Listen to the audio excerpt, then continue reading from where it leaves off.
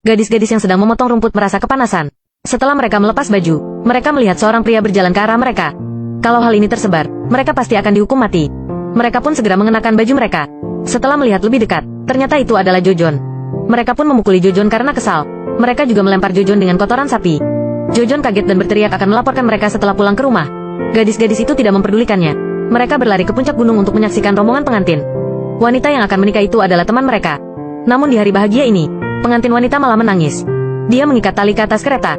Setelah itu, kakinya lurus terpapar di luar. Berhenti, berhenti, berhenti. Sesuatu terjadi pada pengantin wanita. Mereka berlima duduk di tanah dengan sedih. Tapi kemudian mereka ikut berbahagia dengan keputusan pengantin wanita. Karena dia sudah bebas dan hidup bahagia di surga. Hidup wanita di masa lalu sangat menyedihkan. Setelah menikah, mereka akan hidup seperti binatang. Banyak wanita memilih bunuh diri sebelum menikah. Katanya surga itu sangat indah dan tidak ada kekerasan. Hanya perlu menyiram bunga setiap hari. 5 gadis itu memutuskan untuk pergi ke surga bersama. Tapi sebelum pergi ke surga, mereka harus berpakaian yang bagus. Pakaian yang terbuat dari kain merah adalah yang terbaik. Setelah itu, tempat bunuh diri juga sangat penting. Pohon kapur barus di depan desa sangat mudah ditemukan.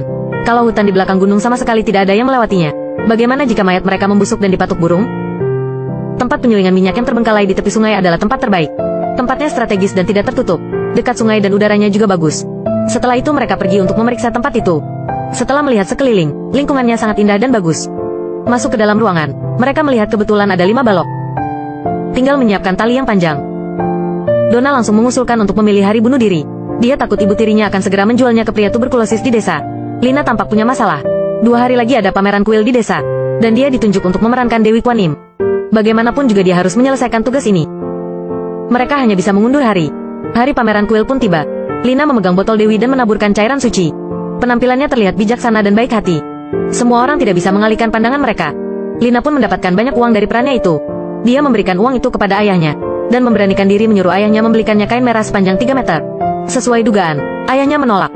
Ayah bilang besok adalah ulang tahun nenek yang ke-70. Kebetulan uang ini bisa digunakan untuk mentraktir tamu. Ayahnya juga menyuruh dia segera pulang dan bekerja. Lina sudah terbiasa, dia langsung pulang dengan patuh.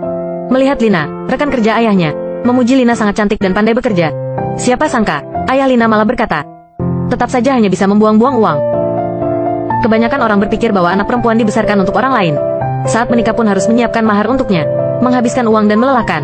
Jadi status wanita sangat rendah. Lina memberitahu nenek tentang pesta ulang tahunnya. Wajah nenek penuh ketidakpercayaan, karena dia tidak pernah diperlakukan seperti ini. Tidak lama kemudian, mata nenek penuh dengan harapan. Besok, nenek ingin makan di atas meja. Apa menurutmu ayahmu akan setuju? Begitu seorang wanita menikah, dia tidak bisa duduk di meja untuk makan. Tapi nenek sudah berumur 70 tahun. Dia selalu merasa hidupnya sudah tidak lama lagi. Dia hanya ingin makan di meja 1 kali saja. Lina segera menghibur nenek. Ayah pasti akan setuju, karena itu adalah pesta ulang tahun nenek. Keesokan harinya, nenek terlihat sangat segar. Rambutnya disisir rapi, dan ada bunga beludu merah. Tidak lama, semua tamu undangan sudah datang. Nenek dengan senang hati datang ke ruang tamu. Semua orang memuji nenek atas keberuntungannya, memiliki putra yang berbakti. Ayah Lina juga tersenyum sambil berkata, Bu, pergilah makan, makan yang banyak. Makanannya ada di dapur, sama seperti yang dihidangkan.